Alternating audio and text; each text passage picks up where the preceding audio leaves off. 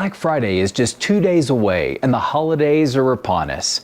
Have you thought about what your adventure motorcycle owner wants in your life? Maybe that's you. Little foreshadowing, you may be as surprised as I am about the results of this little test we're doing. Hello everyone, Ron here with Southwest Colorado Adventures. Whether you have a Royal Enfield Himalayan or some other kind of adventure bike, I'm going to show you some accessories that I found and mounted, and give my personal thoughts about the quality and value. If you find value in my videos, please slap a like on there, or even consider subscribing. To reiterate, whether or not you have a Himalayan or some other kind of adventure bike, or want a different configuration of what I'm going to show you, all that stuff's available. More on that as I wrap up. Now, I haven't shopped on eBay since the early 2000s. That was around the time of the tech bubble and burst. eBay had some questionable quality issues from some sellers at that time. When I got my Royal Enfield Himalayan, I did a Google search for accessories, and some from eBay showed up. I was curious. It had been a while. I decided to check them out. Let me just add a disclaimer here. In my opinion, the Himalayan is a budget bike. In a range of bikes, they go from $5,000 to $25,000 for adventure touring motorcycles. It's an entry point into the adventure touring segment. There are always more expensive and potentially higher quality items out there. But in my mind, that doesn't make sense for this bike, especially if you're just getting started. So my goal is to find some inexpensive add-ons that don't break the bank. I hope you understand my thought process on that. So let's get to the garage. Okay, here we are in the garage. There's my adventure bike, the Himalayan, and these are the points that we're going to be installing protection from the rocks.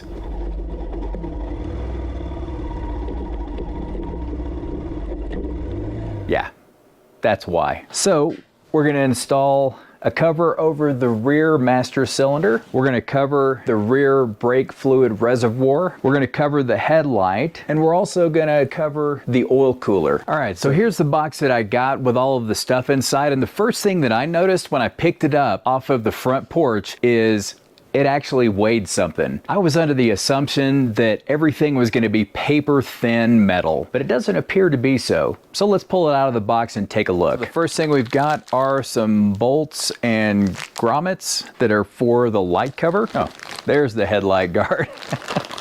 I don't know if you can see that, but it's got a little RE in the middle. Kind of cool touch. This is the oil cooler cover. You can tell I didn't unwrap this ahead of time, right? This is the rear master cylinder guard. Here's the brackets to hold on the headlamp cover. And here's the rear brake fluid reservoir cover. Okay, here's what everything looks like outside of the plastic.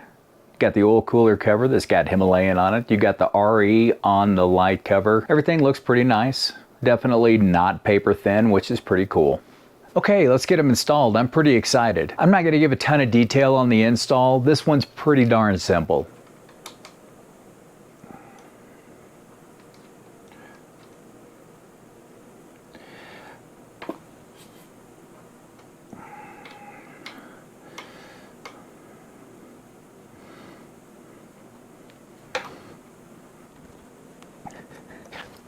This is just 2 bolts on the master cylinder that comes out.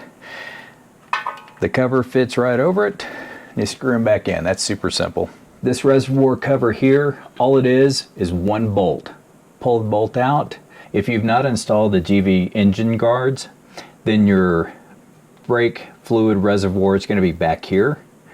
But since I've got this on here, I had to put a little extender on. The bolt is just moved up here. So all you do is pull the bolt out, slide this over, put it back on. I did have to bend this tab just a hair to get it to fit, but no big deal at all. So good to go there. Master cylinder's tight. Gonna move on to the headlamp.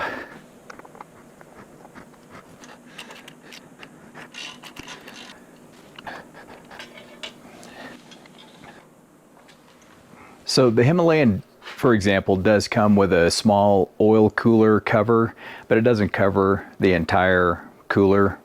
This one does give better coverage for all of it. Okay, everything seemed to go on pretty well.